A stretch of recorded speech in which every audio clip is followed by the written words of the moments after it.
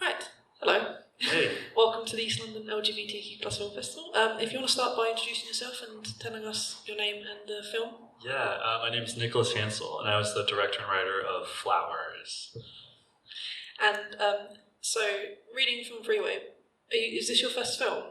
Yes, so this is my first debut short film, which is very exciting. So yeah.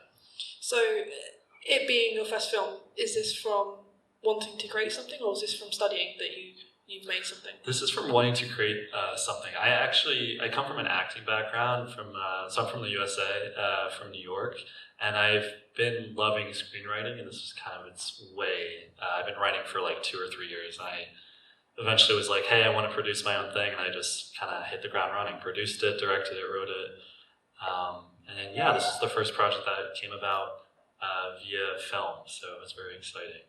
So how was it that change from being a screenwriter into directing? Oh my gosh, it was very different. I feel like screenwriting, you're by yourself a lot, which is really interesting. You're really way more in your head, and then when you go directing, it's like the complete opposite. You're like all on set. You're mediating between different types of people, very hands-on. So it was a very cool flip from bringing it just like into your head and on paper into the actual world itself. It's very exciting. So. And in terms of the cast and crew, so as a director, did you work on trying to create a queer or LGBT cast and crew, and did you manage to get that? Yeah, I ended up getting a lot of queer folks, just because a lot of the people I worked with were my friends in Los Angeles. So yeah, it was pretty important to me. Obviously, it is an interesting field because it's something you can't always like inquire. But I feel like the type of people I sent out my script, and it's very queer friendly and everything. So obviously, everyone working on it was at least an ally, which was really important. And it was very important for me as a director, like curating the space, creating a protected space for my actors as well. And hopefully, you can see that in Flowers itself. Those scenes that are very intimate.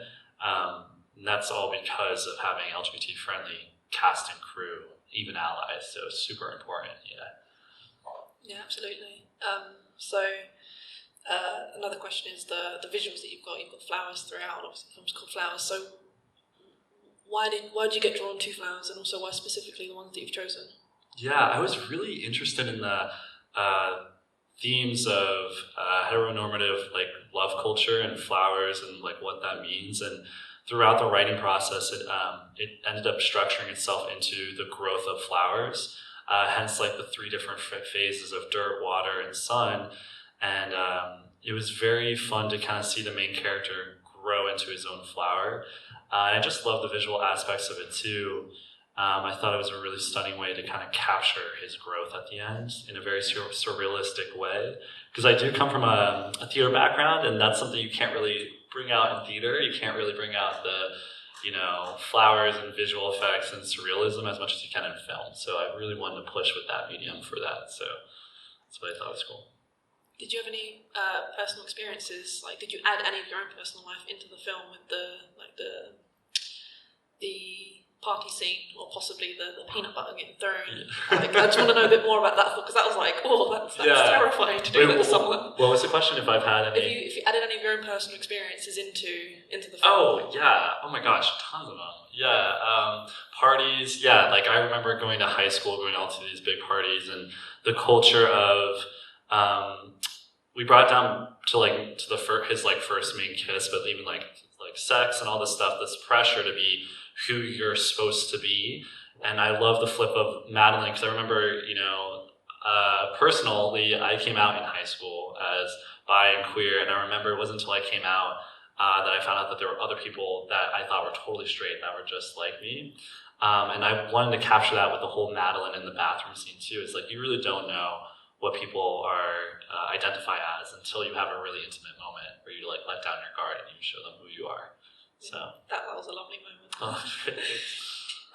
And so leading up to the end where you think they're going to kiss and they don't, not Madeline, but the 2 boys at the end, were you ever tempted to have them form a proper romantic relationship? Ooh, are we talking about the way end of the film? Yes. Do you mean like if the film were to continue, or do we mean like that scene if I was teetering between? So I was anticipating a kiss, and I was getting like, oh, okay, so it's gonna be so cute, and we didn't get it. So yeah, it was very intentional. I love the idea of like love doesn't necessarily always have to be performative, and it's supposed to be about just being together, and that is their sense of love, and whatever their how intimacy goes for them in the future. That's what's important. And it kind of stems away from like that feeling pressure, like you have to give a flower and you have to kiss. It kind of is like, it can be its whole different thing, and they're going to figure that out together. So. Do we have any audience questions? Oh, we have one over here. Shout.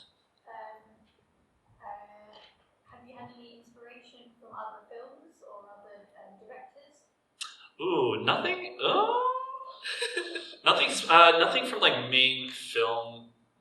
Mostly from some friends I went to NYU with, like Martin Blanco and stuff. But it's mostly driven from my artistic writing and stuff. No main directors though. No, not that I can think of at least. Probably some I've steeped in, But. We have a question right at the back. I thought it was great. It reminded me slightly of Heartstopper as well, kind of like the visuals and just the kind of themes of it. It seemed quite ambitious as well, like in terms of the night shoots. How long did it take to shoot? Was it quite a long process or quite quick? Yeah, it was a long process. But yeah, Heartstoppers is amazing. I see, like that's the thing. I feel like that's definitely steeped into the creative process of this film. Absolutely love that TV show. The shooting process of this was actually supposed to be 3 days and ended up carrying on to a 4th day in LA because we did have some issues with permitting and the night scenes and stuff. And oh my gosh, there's that whole scene where Eddie gets drenched in water, and it had to be, I don't know what in Celsius, but it was like 30 degrees Fahrenheit, super cold. We were behind him like with a towel, and so yeah, it was very rigorous shooting days, but it was the most fun you could have, especially with all the talented cast and crew. So it's very great. Yeah. One right front. What was your toughest challenge making the film? Ooh, toughest challenge. I think just being patient with the film itself. It really is a marathon, not a sprint. So it's like taking the beats. I knew there was a lot of time, especially with post, trying to wrap it up and realizing that I need to take some steps away from it to let it breathe, and so I can get fresh lenses on it. I think that was the toughest part. I absolutely loved when we were shooting. I think that was the most fun of it. But yeah, I think just letting it breathe, letting it be its own thing, letting it space itself out, I think is probably the toughest part, because I like to get things done quickly, But. Do you have any more questions? One over here. I found it was really innocent and it felt really pure. Was that over here? We're kind of almost expected to push it a little tiny bit. Was that a conscious decision to make it very innocent? Because I know you get a lot more pressure over your side of the water in terms of where films are screened and how and that sort of thing. Was that something that played into it, or was it just about delivering something innocent and pure? It was really, it was like the time element of this is in high school, and it's supposed to be that innocent love.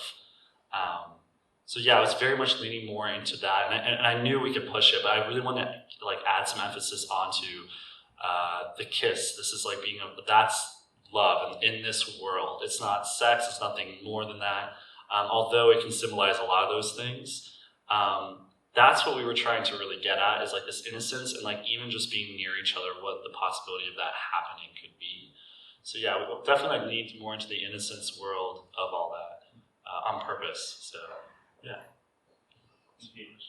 And to lead from the innocence, we've made the cocktail based on your film alcohol free. I love that. I saw that. Oh my god, that's adorable. I love you guys did that. That's so fun. So this being your first film, do you have any more projects in the works? Yes, I do. I'm currently working on my first feature film, which would be very cool.